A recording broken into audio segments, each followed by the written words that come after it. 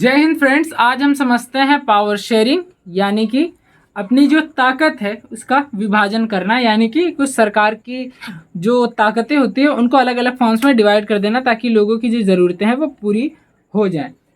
तो ये जो पावर शेयरिंग चैप्टर है एक पॉलिटिकल साइंस का काफ़ी इंपॉर्टेंट चैप्टर, काफ़ी छोटा चैप्टर भी है। इसमें ज़्यादा चीज़ें हैं नहीं।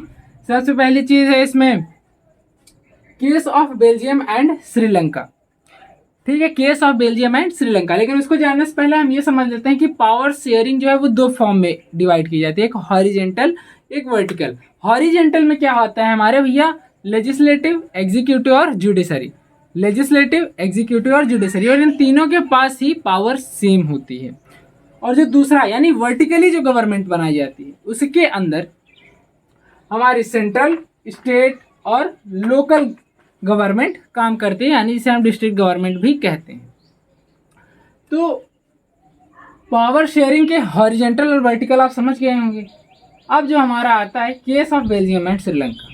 Case of Belgium and Sri Lanka पहली टॉपिक भैया हमारी यही है। तो सबसे पहले बेल्जियम का केस देखते हैं। भैया बेल्जियम में क्या होता था, बेल्जियम के अंदर 59% लोग डच लैंग्वेज बोलते थे और अप्रॉक्स 30% लोग हमारे भैया ये फ्रेंच लैंग्वेज बोलते थे। मीन्स ऐसे समझिए आप कि ये जो मेजोरिटी थी ये डच लैंग्वेज बोलती थी। कितने थे ये लोग, ये 59%। ये जो हमारी थी 30%। ये कौन, ये क्या बोलते थे भैया, फ्रेंच हमारा बोलते थे। और अब यहाँ पे जो बचा है हमारी जो कम्युनिटी बची थी 9% जर्मन बोलते थे। और यहाँ पर जो बची थी जो उसका कैपिटल था, यहाँ पर फ्रेंच और जर्मन दोनों ही बोली जाते थे। मेजोरिटी आपको किसकी दिख रही है, डच की ज़्यादा दिख रही है।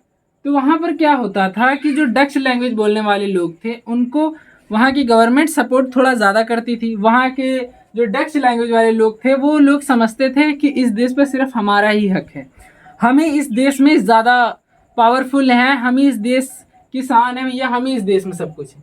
तो वो कुछ इस तरीके से खुद को समझते थे। तब वहाँ पर हुआ क्या कि जो फ्रेंच लोग थे उन्होंने भैया कहा कि ये गलत है और उन्होंने वॉर छेड़ दी। मीन्स विद्रोह करने लग गए। वो वॉर नहीं की थी, विद्रोह करने लग गए। तो विद्रोह जब उन्होंने स्टार्ट कर दिया तो वहाँ की गवर्नमेंट ने इसको मद्देनजर रखते हुए 1970 से 1996 तक उन्होंने भैया कितने बदलाव किए, 4। अपने कॉन्स्टिट्यूशन में 4 चेंजेस किए थे, 4 चेंजेस किए थे। कौन कौन से थे, पहला ये था कि जो वहाँ की लेजिस्लेटिव असेंबली थी उनको इक्वल मेंबर्स देने लगी। मीन्स जितने फ्रेंच के थे उतने ही डच लैंग्वेज के भी लोग आने चाहिए, किसी को कम ज़्यादा नहीं। पहले क्या था कि डच लैंग्वेज के ही मेंबर्स वहाँ पर रहते थे अधिकतर, और फ्रेंच को के मेंबर्स को उतना मौका ही नहीं मिलता था। तो अब वहाँ की सरकार ने क्या किया, जो डच और फ्रेंच दोनों ही लैंग्वेज के लिए पर्सन लोगों के लिए सीट बराबर कर दी। नेक्स्ट जो हमारा चेंज वहाँ की कॉन्स्टिट्यूशन में लाया गया था कि सबको बराबर वैल्यू देने लगी थी वहाँ की जो गवर्नमेंट थी। मीन्स किसी भी वो लैंग्वेज, कोई भी लैंग्वेज वो बोलता हो, ये मैटर नहीं करता। मैटर ये करता है कि आप बेल्जियम के हैं कि नहीं। मीन्स बेल्जियम में हर किसी को अब इक्वल वैल्यू मिलने लगी थी। नेक्स्ट जो उन्होंने किया था कि उन्होंने सेंट्रल से पावर थोड़ी सी ज़्यादा स्टेट को दे दी थी। जो उनके पास पावर थी उसको थोड़ी सी ज़्यादा किसके पास दे दी थी भैया, सेंट्रल के पास दे दी थी। और उन्होंने क्या काम किया था कि एक नए फॉर्म की गवर्नमेंट बनाई, वो थी हमारी कम्युनिटी। मेन 3 ही होती हैं, सेंट्रल, स्टेट और डिस्ट्रिक्ट।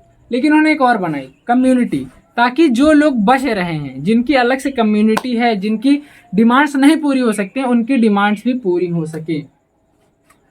नेक्स्ट जो हमारा आता है चेंज, वो था कि यहाँ का जो कैपिटल था इसको एक अलग ही स्टेट बना दिया गया, और यहाँ पर के जो मेंबर्स थे इनको भी अलग से चलिए बात कर लेते हैं हम केस ऑफ श्रीलंका में। श्रीलंका में क्या हुआ था, देखिए जैसा कंडीशन यहाँ पे था बिल्कुल डिक्टो वैसी ही कंडीशन वहाँ पर भी था। वहाँ पर बुद्धिस्ट धर्म के लोग ज़्यादा थे और यहाँ पर हिंदू और मुस्लिम यानी इंडियन तमिल्स वहाँ पर रहते थे और जो श्रीलंकन्स थे, मोस्टली जो पॉपुलेशन थी वो श्रीलंकन्स की थी। हालांकि थे वो भी श्रीलंका के ही, लेकिन कुछ लोग जो थे जो इंडिया से वहाँ श्रीलंका चले गए थे, तो उनको वहाँ की जो गवर्नमेंट थी इक्वल वैल्यू नहीं देती थी, उनको कोई सपोर्ट नहीं मिलता था, उनको दबाया जाता था। और वहाँ की जो बुद्धिस्ट धर्म के लोग थे उनको हर एक चीज़ में आगे बढ़ावा देते थे, उनको हर एक चीज़ में सपोर्ट करते थे। लेकिन जो इंडियन तमिल्स थे, मीन्स जो और श्रीलंकन लोग थे, उनको 1% का वहाँ की सरकार सपोर्ट नहीं करती थी। तो भैया उन्होंने डिमांड की कि अगर आप हमें इक्वल वैल्यू नहीं दे सकते हैं तो आप हमारा एक अलग से ईस्ट श्रीलंका और वेस्ट श्रीलंका में हमारा एक छोटा छोटा कंट्री बना दीजिए, हम वहीं पर अपना जीवन बसर कर लेंगे, हम अपना कंट्री खुद से चलाएंगे। लेकिन भैया अब वहाँ की सरकार ने इस बात को माना नहीं। वहाँ की सरकार ने कहा कि आपको इसी देश में रहना होगा और आपको कोई इक्वल वैल्यू नहीं दी जाएगी। वही रीज़न था कि श्रीलंका में स्टार्ट हो गया सिविल वॉर, और वो वॉर इतने ज़्यादा हो गए कि वहाँ पर जो इकोनॉमिक कंडीशन थी वो डाउन होती चली गई।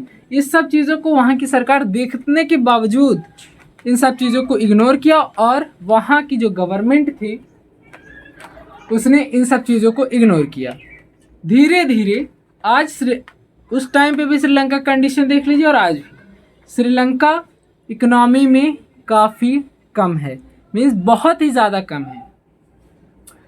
$8 मिलियन उसका जो इनकम होता है ईयर का वो है। तो आप समझ सकते हैं कि किस लिए हुआ, क्योंकि वहाँ की सरकार ने किसी एक पर्टिकुलर मेजॉरिटी वाले लोगों को सपोर्ट किया, और यही रीज़न था कि आज श्रीलंका इतनी पुअर कंडीशन पर है। और इन दोनों केसेस को इसलिए इसमें बताया गया, इन दोनों केसेस से ये स्पष्ट किया जा रहा है कि जहाँ पर पावर शेयरिंग, जहाँ पर ताकत का जो विभाजन हुआ, जहाँ पर सही हुआ, वहाँ की सरकार कैसी थी, और जहाँ पर नहीं किया गया, जहाँ पर कोई बदलाव नहीं लाए गए सरकार में, वहाँ की जो पावर थी वो कैसी थी। इन दोनों ही केसेस में यही बताया गया है। बेल्जियम की जो इंड स्टोरी थी वो काफ़ी अच्छी थी, और श्रीलंका की जो इंड स्टोरी थी वो काफ़ी ख़राब थी। आज भी श्रीलंका में सिविल वॉर होते रहते हैं इन्हीं कंडीशंस को लेकर, क्योंकि वहाँ पर इक्वल वैल्यू नहीं दी जाती है। तो ये जो case of Belgium and Sri Lanka है, इस एग्जाम्पल समझ में आ गया होगा कि किस लिए पावर ज़रूरी है। अगर पावर को शेयरिंग सही तरीके से नहीं किया जाएगा, हर एक इंसान की डिमांड नहीं पूरी होगी, तो वॉर होना निश्चित है। नेक्स्ट जो हमारी आती है नीड ऑफ शेयरिंग। इस एग्जाम्पल से समझ में आ ही गया होगा कि क्यों हमें पावर का विभाजन करना चाहिए। पावर का विभाजन हमें इसीलिए करना चाहिए ताकि हर एक इंसान की जो डिमांड्स है वो पूरी हो सके।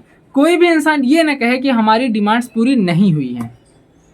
नेक्स्ट हमारी आती है फॉर्म ऑफ गवर्नमेंट।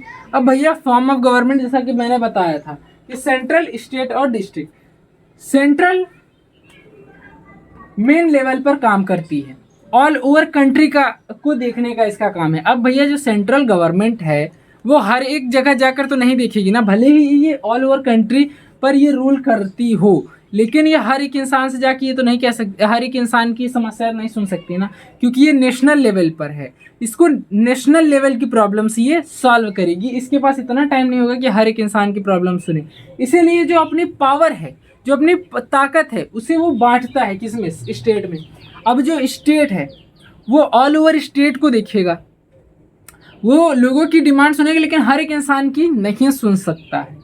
तो वो अपनी पावर किसे बांट देता है भैया, डिस्ट्रिक्ट एंड लोकल गवर्नमेंट को। बेल्जियम की कंडीशन मैंने बताया था कि वहाँ पे 4 फॉर्म्स की गवर्नमेंट थी। कौन कौन सी थी?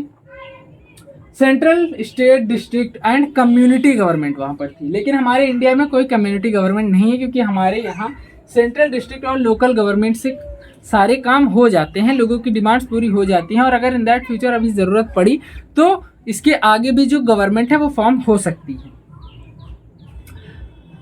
जो मैंने बताया था हॉरिजेंटल एंड वर्टिकल, इंडिया में वो दोनों ही फॉर्म ऑफ गवर्नमेंट चलती हैं। हॉरिजेंटल मैंने कौन सा बताया था भैया, लेजिस्लेटिव, एग्जीक्यूटिव, जुडिशरी। और वर्टिकली मैंने कौन सा बताया था, सेंट्रल, स्टेट और लोकल। तो भैया इंडिया में तो दोनों चलते हैं ना, legislative, executive, judiciary, central, state and local, दोनों ही चलते हैं। तो इंडिया में horizontal government and vertical government दोनों ही काम करती हैं। तो आई होप ये चैप्टर समझ में आ गया होगा। कोई बड़ा चैप्टर था नहीं, काफ़ी छोटा चैप्टर था, इजी चैप्टर था। मिलते हैं नेक्स्ट वीडियो में किसी नेक्स्ट टॉपिक के साथ। तब तक के लिए जय हिंद, जय भारत।